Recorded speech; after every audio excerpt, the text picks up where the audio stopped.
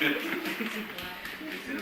of fact, one of the very nice things about this time of the year for us is we do get a chance to see how the children are growing. We can reflect back to some of the children when they were born, little toddlers. And each year we see how they're forming their own personality.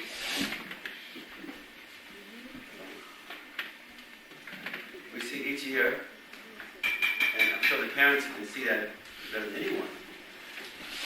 Children are gradually manifesting their own personalities.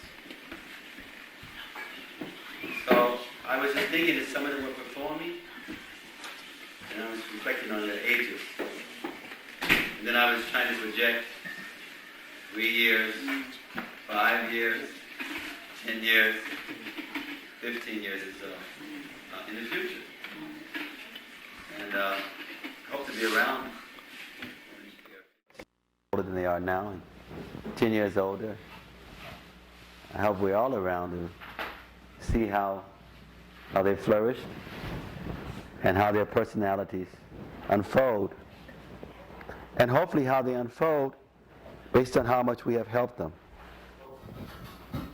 We know that we can make a better world, just like we can make a better institution, we can also make a better world, better family, better institution, better world. As we become better parents, as we become better supporters of the parents and of the children. Because Yashoda was saying that yes, the children are the real barometer of what is going on in community and in the world. In spiritual communities, we want to be careful that we don't steal the youth from the children by trying to get them to be more mature than what they need to be at their ages. At the same time, we want to coach them for higher and higher achievements. And often, according to how one is lovingly coached and challenged, then the children can take to a higher and greater level of excellence. It's like if we consider the children can only do really, really very basic things, they'll just do that. But if we give them more opportunities and more responsibilities, have more trust, more faith, and encourage and empower them, then we'll see that they will be able to take more advantage of such. See some of the children and some of their performances, and so as community, as family members, as parents, so you're trying to encourage your children, and they are learning something and they're sharing something. I want to just talk maybe just 5-10 minutes or so, because it's Children's Day, right? Not the day for you or for them to have to be sitting, for a long lecture. But I'm leaving in a few days, and so each moment I'm with you, I want to make it a quality association. In 3 or 4 days or so, then I start doing some international travel again to many, many different countries. I want to just look at the theme of Krishna consciousness being desire management. We hear about stress management, we hear about, time management, and we hear basic management in terms of business, where the bottom line is in how to make more capital. But in many ways, spiritual life is desire management. Meaning that success has to do with being able to recognize and to have healthy desires that are not necessarily stopped or denied, but that are used and channeled in a way that it enhances consciousness and development for the children, for the families, for the community. We never want to embark upon the spiritual journey in the mood that spiritual life is just rules and regulations, or it's just something monotonous and boring. Because even when people do like that, they will not have a sense of longevity, or they will develop some dysfunctionalism in the process. Because by our natural constitutional position, We are full of desire for adventure, for creativity, and for exploration. And so sometimes there can be an overreaction in spiritual community where everything becomes just a matter of obligations and rules and a lack of expressing and honoring individuality and creativity. And so we don't want to deny desires, nor do we want to consider that life or community is just free-flow expression of desires. Because then it means people have no boundaries, no etiquette, and no understanding of the role that can be played or should be played as we honor our needs and make our commitments and our services, to the society. So we want to be accountable, and being accountable means there is certain criteria and stipulations and some order and some structure. And so in many, many cases, unhealthy life is extremes in either way. Extremes and unhealthy, artificial, dry, boring renunciation. And extremes where people are not being mature or accountable and not enjoying and ready to make some sacrifice and commitment and not even enjoying the beauty of austerity when it is a part of creativity and what is a part of an offering of love as community members bond together, struggle together, learn together, and as the song, the saints come marching in, and as the sadhus march back to the spiritual kingdom together. So we have this expression every day, or a chance every day,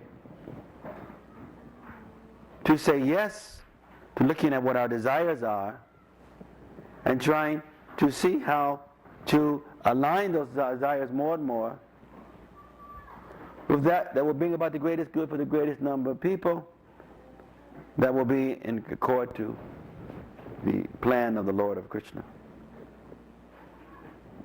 And so sometimes we have to just, we remind ourselves. We do not have to be intimidated or embarrassed or reluctant to live according to certain desires that we have. We don't have to feel ashamed that we have certain propensities, idiosyncratic tendencies.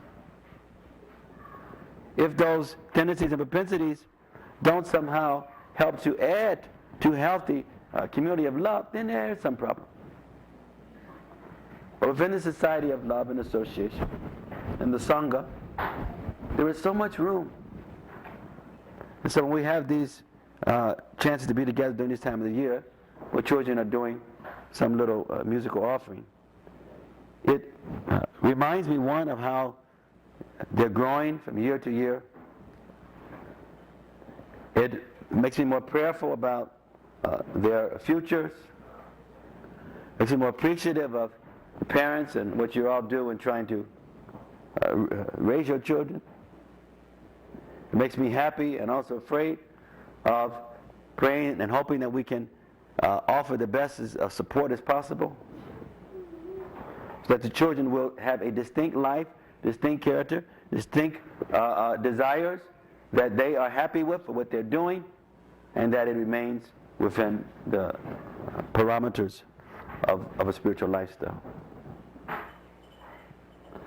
Our children, see, if we deny very natural desires, then we create hard-hearted adults and hard and dry-hearted children who later want to even run away from what seems to be artificial and not genuine and real. But if we do not lovingly create some boundaries and have good role models, then our children will be so lost with all the relativity and transitorial things that's going on and will increase in the next decade like anything.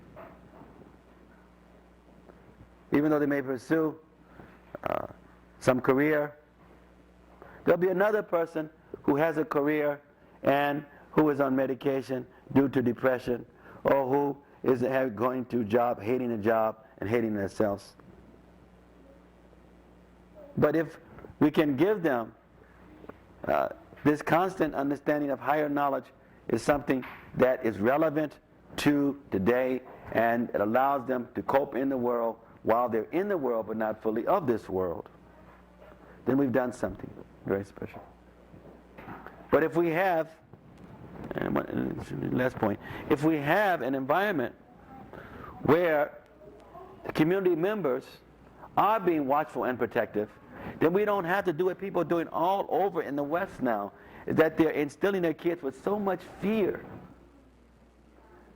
that they got to run from strangers, they got to do this too, they got to be careful about people saying there's somebody just touching their head. They're just giving these kids so much fear. But what can they do when there's so much threat of danger? But if we're able to regulate the environment more ourselves as adults, then we don't have to transfer that kind of fear to the children, where the kids have to be afraid to be creative, afraid to play, afraid to be able to honor adults, afraid to be able to associate. Kids should be able to feel that when they leave their home and they're in community, they go next door or down the street, that they're going to be taken care of as well as their uncle or auntie or cousin, or almost like mother or father would. Nobody, of course, is going to take care of the kids much as they take care of the mother or father. We don't expect that. But they should feel that they're just like going to the auntie's house, the uncle's house, next door to play with the children. And that if they're hungry, they have an accident, they have a problem, they have a need, whatever, that is going to be taken care of.